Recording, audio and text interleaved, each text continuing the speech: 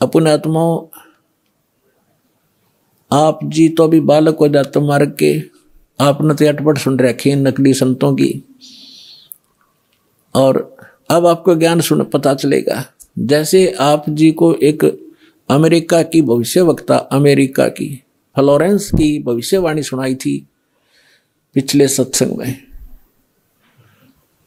और उसने क्या बताया है कि उस संत के ऊपर नक्षत्र से एक प्रकाश आ रहा लगातार, उसकी किरणें उसके मत्थे पर निरंतर बरस रही है। तो यह शक्ति सतलोक से सतपुरुष की, कबीर भगवान की दास के पास आ रही है, और उसी से दास आपको कनेक्शन दे रहा है। ये रियल पावर मिल रही है आपको।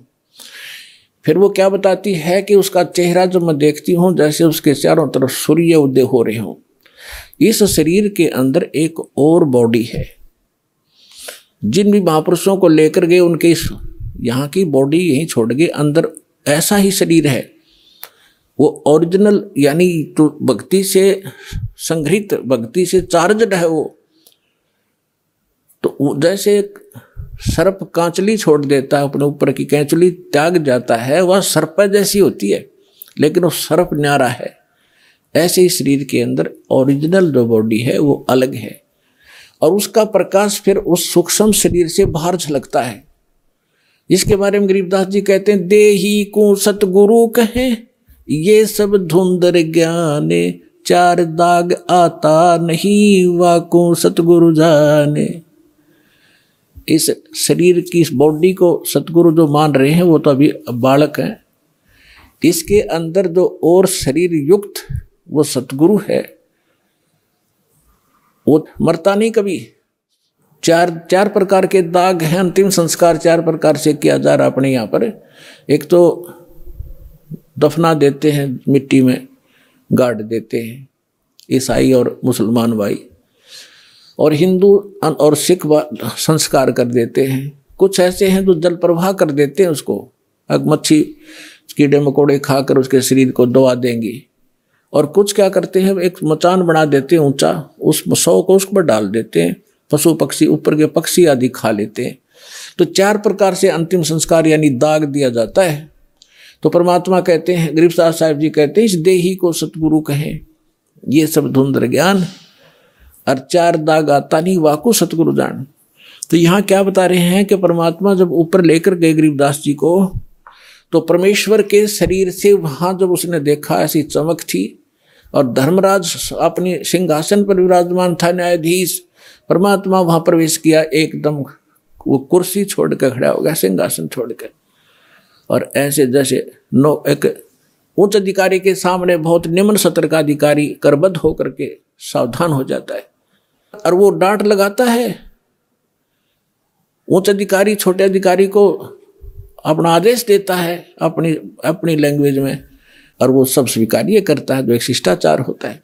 तो क्या कहते हैं, धर्मराज दरबार में देई कबीर तलाक, मेरे भूले चूके हंस को तू पकड़िए मत कजाक। है जिस धर्मराज के सामने ब्रह्मा विष्णु महेश की हिम्मत नहीं जाके को अपशब्द बोल दे, ये तो आप यहीं देख लो, अपने चीफ जस्टिस के सामने प्रधानमंत्री की हिम्मत नहीं, उसको जाके कुछ वहां प्रधानमंत्री के सामने भी सिंहासन नहीं छोड़ेगा चीफ जस्टिस।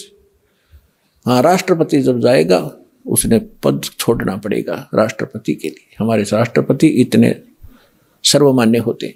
इसी प्रकार जब धर्मराज ने देखा कि राष्ट्रपति आगे यानी पूरी विश्व के मालिक एकदम कुर्सी छोड़कर खड़े हो गए, परमात्मा क्या कहने लगे, धर्मराज दरबार में देई कबीर तलाक, मेरे भूले चूके हंस को तू पकड़िए मत कजाक। कि मेरा हंस, और गलती से नाम भी त्याग दिया हो, गलती से ना ध्यान रहा हो, जानबूझ कर बकवाद करे, उसका तो माफी है नहीं। और किसी कारण से भी आपको ने नाम ले रखा है और आपका ना ध्यान रहा, फिर छोड़ छाड़ गए कुछ दिन, तो जब आपकी मृत्यु होगी तो परमात्मा कहते हैं आपको वहां ले जाया जाएगा धर्मराज के पास, तो क्या कहते हैं, आपने जो 2-4 साल भक्ति कर ली, 2-4 वर्ष संदास के यथार्थ नाम की, तो इन सभी मंत्रों का जो जाप आप कर रहे हो शरीर के अंदर, ब्रह्मा जी, विष्णु जी, शिव जी, गणेश जी, दुर्गा जी का, इनकी बहुत सी भक्ति संग्रहित हो जाती है, क्योंकि ये बहुत गजब का मंत्र है। इसके आधार से फिर आपको कोई किसी को विष्णु जी के लोक में कुछ दिन जाना पड़ेगा, वहां अपनी पुण्य खत्म करोगे, फिर वहां से पुण्य खत्म होते ही आपको ब्रह्मा जी के लोक में भेज देंगे, वहां देवता बन करोगे, फिर विष्णु जी के लोक में, फिर शिव जी के लोक में, अपनी सारी पूंजी नाश करके और फिर नरक लोक में। अब परमात्मा कहते हैं, तो वहां जब धर्मदास जी को परमात्मा धर्मराज के दरबार में धमका रहे थे कि मेरे भूले चूके हंस को भी तो पकड़िए मत कजाक, खबरदार मेरे हंस को तूने, जिसने न्यू कह दिया कि मैं कबीर साहब का उपदेश ले रखा था, और आपको पता ही होगा वो कौन सा नाम जाप कर रहा है, उसकी भक्ति से पता लग जाएगा, तो उसको पकड़ना नहीं। फिर क्या कहता धर्मराज, क्या कहते हैं, बोले पुरुष कबीर से धर्मराय कर जोड़े, तुमरे हंस को पकड़ूं नहीं मन 2 ही लाख करोड़े। न बोला जी आपके हंस न मैं नहीं पकड़ सकता, मैंने दोहाई है, लाख करोड़ दोहाई। फिर क्या बताता, अपनी व्यवस्था, अपनी मजबूरी बता रहा है कि यहाँ का विधान है, जैसा कर्म जिसने किया है वो भोगना पड़ेगा। अब मेरे वो कागजों में होगा, तो यहाँ तो परमात्मा इस लिखत का हिसाब चलता है, जैसने जैसा कर्म किया वो भोगना पड़ेगा। आपकी शरण माने से पहले उस प्राणी ने जो आपसे बिछुड़ गया, उसके पाप भी होंगे, पुण्य भी होंगे, तो मुझे तो दोनों का ही दंड देना पड़ेगा। तो परमात्मा क्या कहते हैं, धर्मधारी जारी नरा और भांग तमाकू खाई, यानी पहले कितनी गलती कर रखी है इसने। मद आहारी शराब पीने वाले, यानी और भी बहुत सी गलतियां जो कर दी हों, तमाकू भांग खाते हों, और पर्दा पर घर तकें, दूसरे की पत्नी में पूरी नीयत रखते हैं, दूसरे के घर को तकते हैं, यानी चोरी दाव लगाते हैं, उनको पकड़ूं के नहीं। आपकी शरण माने से पहले जिन्होंने जो गलतियां ये कर रखी हैं दाता, उनको पकड़ूं के नहीं। मदहारी जारी नरा जो भांग तमाकू खाही, परदारा पर घर तकें जिनको लो अकनाही। धर्मराय विनती करे सुनियो पुरुष कबीर, हे भगवान कबीर सुनियो, जिनको तो पकड़ने पड़ेंगे और जड़नी पड़े जंजीर। अब परमात्मा क्या कहते हैं, कर्मों से तीरथ हैं अब हैं जो शरण कबीर, जिनको निश्चय मारे हूं और काटो बल तकसीर। यानी परमात्मा क्या कहते हैं, पहले किए सो बकस हूं आगे करे ना कोई, गरीबदास कबीर कहे धर्मराय सो नाम रटे मम सोई।